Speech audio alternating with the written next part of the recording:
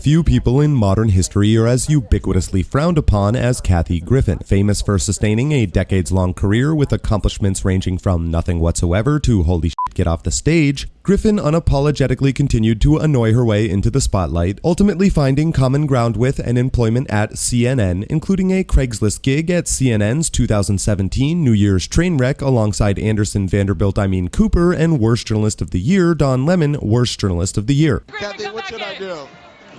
Nipple, nipple, nipple, nipple. No, Don. I love you. I'm assuming you're aware that Griffin then hijacked a streetcar named Detention Whore and spectacularly flamed out with her infamous photograph holding the decapitated head of Black Lives Matter and Antifa's president, Donald Trump. The death threats that I'm getting are constant, and they are detailed, and they are serious, and they are specific. Griffin, supposedly an actress, didn't fool anyone with her crocodile tears, and in a well-deserved stroke of karmic justice, lost every single job and endorsement she had, including the coveted, yes that's sarcasm, spokesperson deal she had struck with a company called Squatty Potty. He broke me. He broke me. He broke.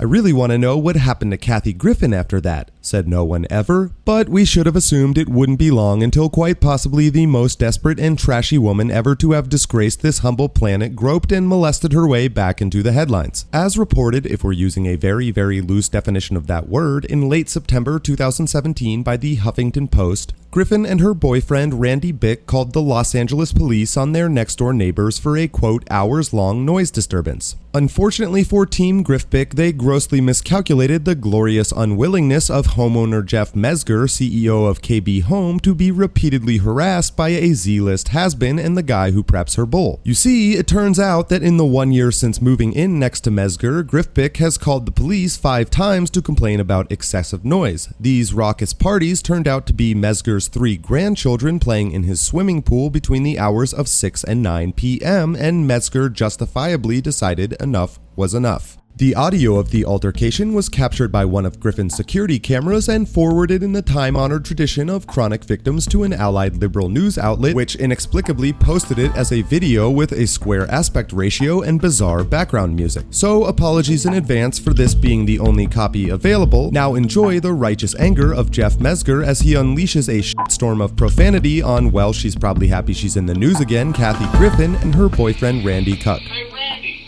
go fuck yourself. Seriously? You call on my grandkids at 9 o'clock? You're not even the fucking owner. You're stuck with a fucking bald dyke who Donald Trump kind of put the heat on. Now you're calling the cops? Fuck you. And fuck Kathy. You're not our fucking neighbor. You're a fucking asshole.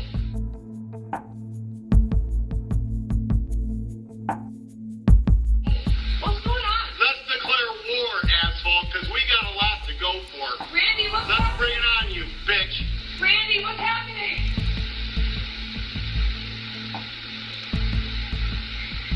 If you're asking Randy what's happening, he called the cops on my 5-year-old granddaughter, you fucking cunt. Bullshit. 9 o'clock at night. Oh, this party's loud. This party's really happening. Really happening. Fuck you. I've done enough trying to be a nice partner. Fuck